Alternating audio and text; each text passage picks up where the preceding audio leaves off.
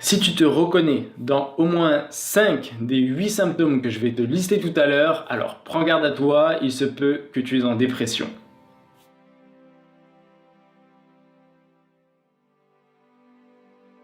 Bonjour à toi, c'est Paul et bienvenue dans cette nouvelle vidéo. Aujourd'hui, nous allons parler dépression. Et peut-être que tu as entendu parler du terme dépression majeure. Dans cette vidéo, je vais expliquer ce que c'est une dépression majeure. Premièrement, donc, je vais expliquer qu'est-ce qu'une dépression majeure. Deuxièmement, nous allons voir quelques symptômes, 8 symptômes qui caractérisent justement une dépression majeure. Et enfin, troisième point, nous allons voir quoi faire et à qui s'adresser. En fait, juste le terme dépression qu'on utilise désigne généralement une dépression majeure. Cette dépression majeure peut être légère, modérée ou sévère. Ça va dépendre de l'intensité des symptômes ressentis. Donc concrètement, comment savoir si on souffre de dépression majeure? Premièrement, c'est d'éprouver un état dépressif sur au minimum 2 semaines. Ça va permettre en fait tout simplement de trier entre les coups de blues, les déprimes et tout simplement les dépressions. Il est tout à fait normal qu'à la suite d'une mauvaise nouvelle, de la perte d'un proche, etc., on soit déprimé et on se sente pas bien. C'est tout à fait normal. Néanmoins, la dépression est quelque chose de tout à fait différent. La dépression est une réelle maladie et ça peut durer des jours, des semaines, des mois, voire même des années, voire même toute une vie. Et cet état dépressif est caractérisé par des symptômes qui sont plus ou moins communs d'un cas à un autre. Premier symptôme va être tout simplement une humeur dépressive. La personne souffrant de dépression va tout simplement être triste, peut être très triste. Ça ne l'empêchera pas de rire pendant une journée ou quoi que ce soit, mais globalement, elle se sentira vraiment triste, elle aura vraiment cette humeur dépressive. Deuxièmement, cette personne pourra avoir une diminution ou tout simplement une perte d'intérêt pour tout et n'importe quoi, ça peut être. Prenons l'exemple d'une personne pratiquant une activité sportive. Si cette personne souffre de dépression, il est probable qu'elle ne se présente plus aux entraînements, par exemple. Ou si l'activité lui tient vraiment à cœur, il se peut qu'elle continue quand même d'aller aux entraînements et aux matchs, par exemple, mais qu'elle éprouve quand même une perte d'intérêt envers l'activité qu'elle pratique, et il se peut aussi qu'elle ait plus de mal qu'avant, ou voire plus de mal que les autres à pratiquer cette activité.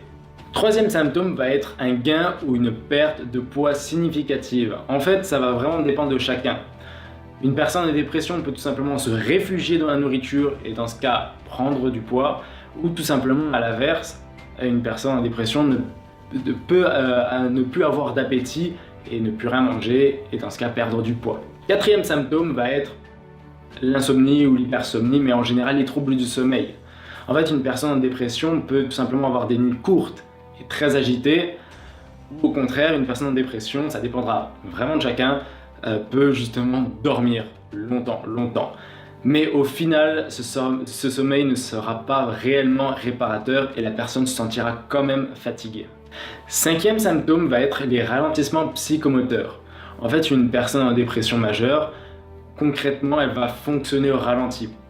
Elle peut avoir des difficultés à parler, elle peut avoir des difficultés de concentration, des difficultés à prendre des décisions, elle peut avoir justement les épaules qui tombent vers le bas, elle peut marcher plus lentement, bref, elle va fonctionner au ralenti. Sixième symptôme va être une fatigue et donc une perte d'énergie concrètement. Une personne en dépression va être à plat. Une personne dépressive peut rester couchée et dormir dans son lit toute la journée ou tout simplement rester couché dans son lit et réfléchir toute la journée et broyer du noir, etc. De même pour des activités qui lui paraissaient simples avant, la personne en dépression va trouver justement ces tâches qu'elle trouvait simples avant quelque chose de presque insurmontable et de très difficile. Ne serait-ce par exemple que pour se faire à manger, par exemple. Septième symptôme, ça va être un sentiment de dévalorisation, une perte d'estime de soi et ça peut même jusqu'à aller à un sentiment de culpabilité. En fait, tout ce qui a mal été dans la vie, tous les problèmes de famille, en fait tous les problèmes de la vie justement d'une personne en dépression peut lui faire penser que c'est de sa faute. Et enfin, huitième symptôme va être tout simplement des pensées suicidaires, voire même des tentatives de suicide. Une personne en dépression peut avoir justement des pensées suicidaires en pensant que c'est une solution et elle peut éventuellement même passer à l'acte et pratiquer justement une tentative de suicide. Alors, si tu t'es reconnu dans au moins 5 de ces symptômes, c'est que tu souffres peut-être de dépression majeure. Maintenant, les solutions, concrètement, c'est quoi? En fait, les solutions les plus efficaces aujourd'hui, qui ont le plus de résultats avec preuve à l'appui, restent tout simplement d'aller chez son médecin généraliste. Il est tout à fait capable de diagnostiquer une dépression, de consulter un psychiatre qui peut nous prescrire des antidépresseurs ou alors un psychologue. Maintenant, le problème, c'est qu'on ne connaît pas la dépression à 100%. En fait, on ne connaît pas la dépression dans les moindres coins. Et c'est un peu normal parce que le cerveau est quelque chose d'extrêmement complexe. C'est pour ça que justement, certaines personnes n'ont pas pu sortir de la dépression en suivant ces méthodes que je qualifie de classiques, qui est d'aller chez son médecin généraliste, de suivre des thérapies, des psychothérapies, de prendre des antidépresseurs, etc. Pour certaines personnes, ça ne marche pas. Néanmoins, justement, ces méthodes classiques restent les plus efficaces à une majorité de personnes. Et de nos jours, il existe de nombreuses autres méthodes pour se sortir de la dépression. Et notamment, j'ai pu assister à des conférences et à des témoignages de personnes justement témoignant, ayant suivi justement ces méthodes classiques, mais qui n'ont pas pu sortir de la dépression et qui ont justement essayé d'autres méthodes telles que l'EFT, le magnétisme, le Reiki, bref, plein d'autres méthodes et qui ont justement pu s'en sortir grâce à ces méthodes. Le message que j'aimerais faire passer aujourd'hui, c'est que aucune méthode ne garantit à 100% de sortir de la dépression. C'est pourquoi justement qu'il faut tout simplement trouver chaussure à son pied.